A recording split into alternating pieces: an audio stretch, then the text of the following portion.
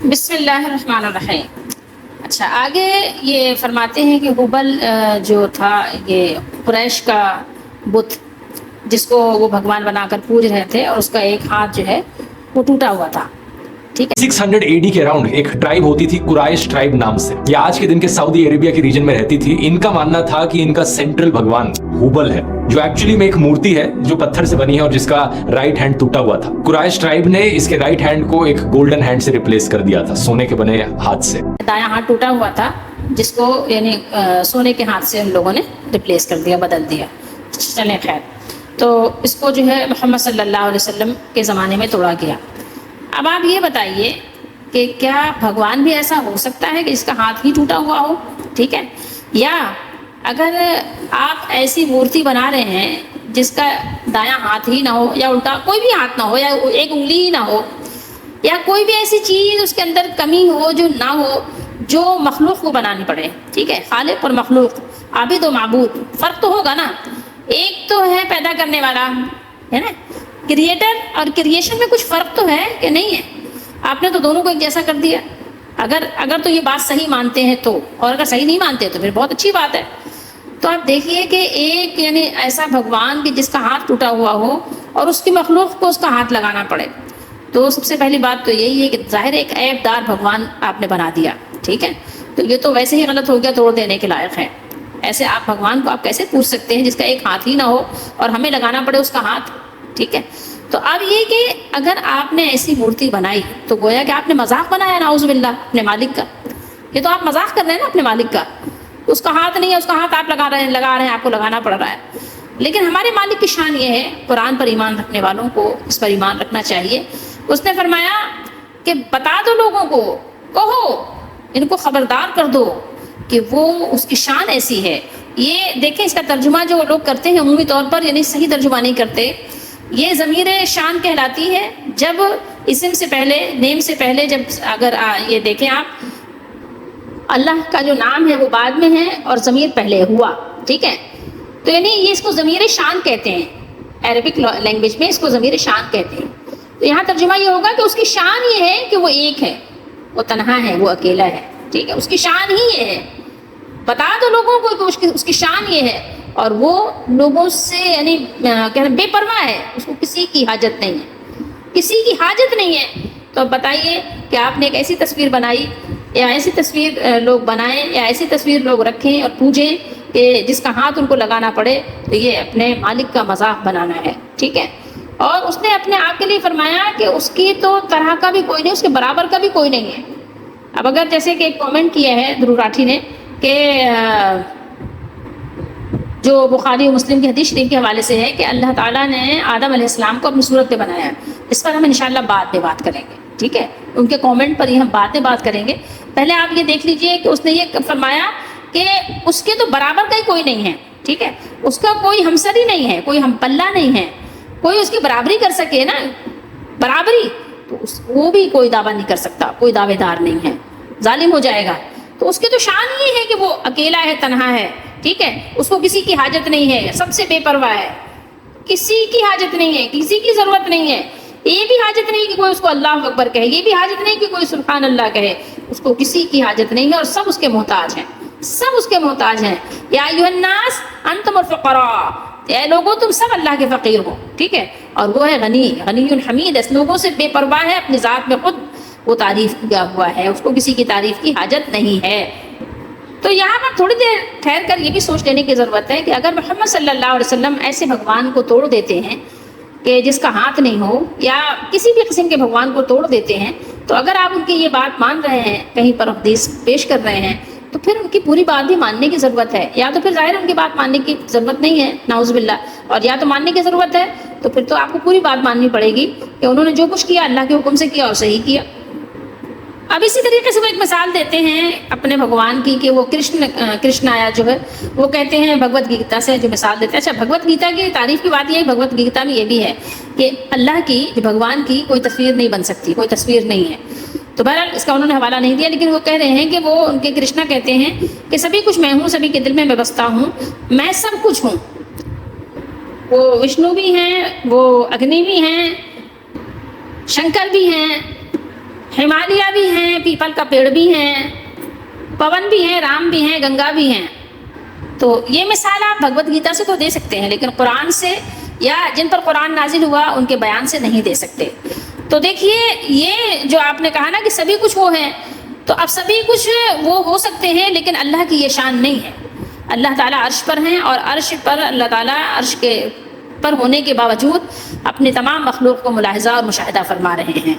कुरान मजीद में अल्लाह ताला ने अपने अर्श पर होने को 6 जगह बयान किया है, और 7वीं जगह एक बात और भी बयान की है। बहरहाल, तो अब आपने ये देखना है कि ये जो अक़ीदा है ना, ये जो इंसान इस पर ईमान रख लेता है, यकीन कर लेता है कि सभी कुछ वो अल्लाह है। तो ये फ़ारसी में कुछ सूफ़ी निकले, उन्होंने कहा हुमाउस्त, हर चीज़ वही है, ठीक है। इसी तरीके से उर्दू बोलने वालों में कुछ लोगों ने कहा कि वहदतुल वजूद, ठीक है, एक ही वजूद है जो हर चीज़ में आपको नज़र आ रहा है। कभी उन्होंने कहा कि नाउज़ु बिल्लाह, भगवान अल्लाह की सूरत में भी अल्लाह जो है, भगवान जो है औरतों की सूरत में भी वही है, और यानी मुसलमान भी वही है, नॉन मुस्लिम भी वही है, सब कुछ वही है। तो ये तो यानी बात ही बिल्कुल बेमकसद फजूल सी बात हो गई, ठीक है। वही गंगा भी है भाई, तो इसी गंगा में तो आप पता नहीं कितने लोग अपनी गंदगी धोते हैं, ठीक है। और कैसे कैसे लोग हैं, कैसे वही कैसे, वो तो तकलीफ करने वाला है, तो खालिक है, उसने तो हर चीज़ पैदा की है। खालिक और मखलूक में कोई फ़र्क ही नहीं रखा, ये सभी कुछ वो। तो ये अक़ीदा, बहरहाल, जो सहीहुल अक़ीदा, जो सही मुसलमान हैं, जो सही तरीके से कुरान और सुन्नत पर ईमान रखने वाले हैं, उनका इस पर कोई बिलीव नहीं है कि सब कुछ वही है, ठीक है। ये बात बिल्कुल बेमकसद, बेबुनियाद है, और ये बात उनकी ठीक है कि उसके जैसा कोई नहीं है। लैसा कमिस्लिही शै, उसने, अल्लाह ने खुद फरमाया, उसके जैसा कोई नहीं है और कोई हो भी नहीं सकता। उससे पहले कुछ नहीं था, उसने फरमाया खुद, वल अव्वल वल आखिर वल ज़ाहिर वल बातिन, कि उससे पहले कुछ नहीं था, वही था। और जब सबको फना हो जाएगी, क़यामत से पहले, जब यानी क़यामत आएगी, सब फना हो जाएंगे, उठने से पहले, हशर से पहले, तो कुछ भी नहीं होगा। यानी वही अव्वल है, जब कुछ नहीं था तो वो था, वही आखिर है, जब कुछ नहीं होगा, सब मर जाएंगे तो वही होगा, ठीक है। वही ज़ाहिर भी है, हर चीज़ में, हर चीज़ में उसकी जलवागरी है, और वो छुपा हुआ ऐसा है कि वो किसी को नज़र नहीं आता, नज़र आ भी नहीं सकता, ठीक है। देखिए, बाहर सो जलवे दिलदार दीदम, बाहर चीज़ें जमाले यार दीदम, हर चीज़ में उसका जमाल नज़र आ रहा है देखने वालों के लिए। दौलत की पूजा मत करना, अपनी अना की, ईगो की पूजा मत करना, ये बात ठीक है, लेकिन कह रहे हैं कि अलग अलग धर्मों में ये बात कही गई है, लेकिन एक दूसरे से वो ये बातें अलाइन करती हैं। दौलत की पूजा लोग करते हैं और कर रहे हैं, लोगों ने किया भी है। इसी तरीके से अपनी अना की पूजा भी लोगों ने की है, ईगो की पूजा तो कुरान ने भी मना किया, और रसूलुल्लाह सल्लल्लाहु अलैहि वसल्लम, मोहम्मद रसूलुल्लाह की ज़िंदगी में आप ऐसा देखेंगे कि कुछ भी नहीं था। ज़मीन पर बैठना, ज़मीन पर सोना, ज़मीन पर खाना, कभी भी आप देखें उनकी ज़िंदगी तो आपको पता चल जाएगा कि उस कैसी सादा ज़िंदगी गुजारी, और बड़ी बड़ी यानी दौलत की ढेरियाँ भी आ गईं, सोने के सिक्के भी आ गए, शर्फियाँ भी आ गईं। तो फरमाया जब तक कि सब तकसीम न कर लूँ, घर ना जाऊँ, और ऐसा ही किया, ठीक है। कुछ भी नहीं रखा घर में। तो और कुरान ने, देखिए, बार बार कुरान ने फरमाया भी, कुरान ने कहा कि अफ़राअयतुम मन इत्तख़ज़ इलाहहु हवाहु, कि कुछ लोग ऐसे हैं, आपने उनको देखा कि अपने हवा को, अपने ख्वाहिशात को ही अपना इलाह बना लिया है उन्होंने। तो वो क्या करते हैं, उनका मकसद क्या होता है कि यानी जहाँ से भी ख्वाहिश पूरी हो उसके लिए कुछ भी कर देते हैं वो, ठीक है। सही को गलत, गलत को सही कह देते हैं। तो कुरान ने कहा कि नहीं, हमें तो हर यानी इस तरह की तमाम जो भी चीज़ें हैं उसको कुरान ने तागूत बयान किया है, ठीक है। ये सब तागूती निज़ाम है, तागूत को आपने हर सूरत में इनकार करना है, उसकी तकफीर करनी है। जैसे कि देखिए, आपने काफिर लब को पसंद नहीं किया, लेकिन हमारी किताब ने तो ज़ाहिर जगह जगह यही कहा है, और ये ज़ाहिर किताब का भेजने वाला कौन है, हमारा मालिक है। तो हम तो ज़ाहिर इसको गलत नहीं समझते, हम तो ज़ाहिर सही समझते हैं कि अगर उसने फरमाया है तो ज़ाहिर यही बात सही है।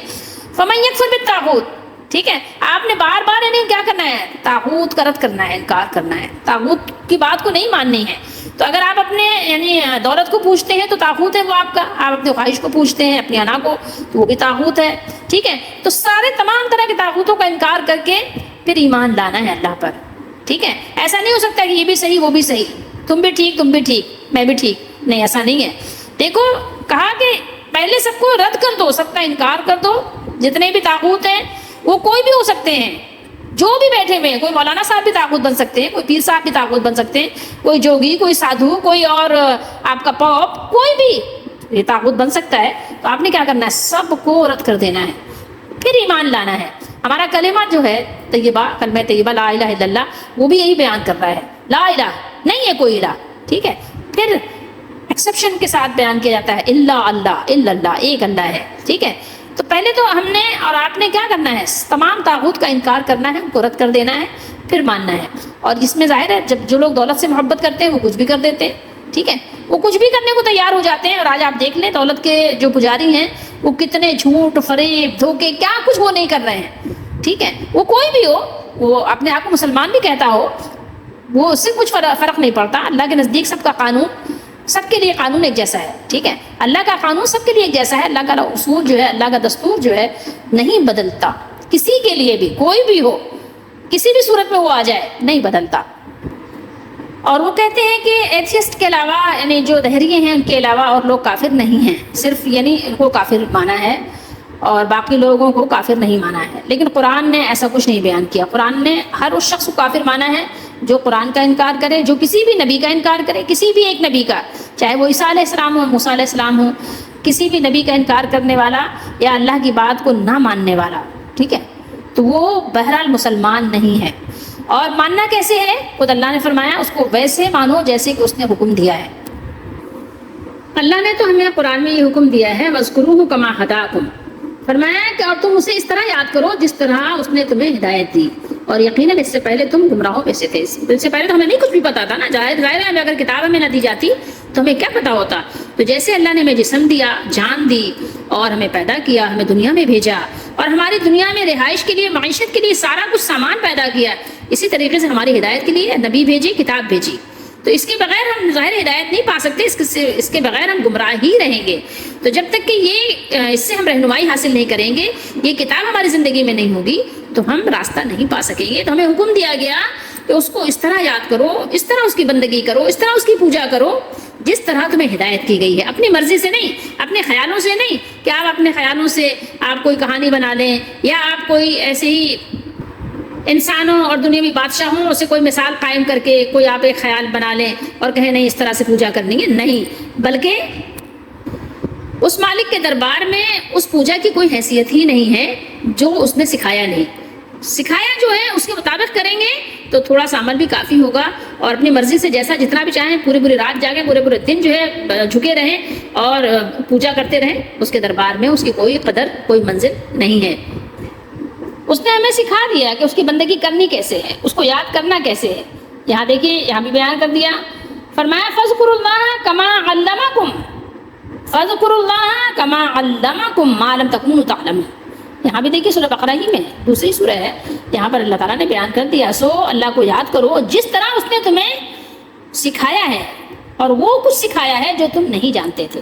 وہ طریقہ کار تمہیں بتا دیا، سکھا دیا اپنی کتاب کے ذریعے سے جو تمہیں معلوم نہیں تھا. تو ہدایت طلب کرنے والوں کو اللہ تعالیٰ کی طرف سے ہدایت موجود ہے.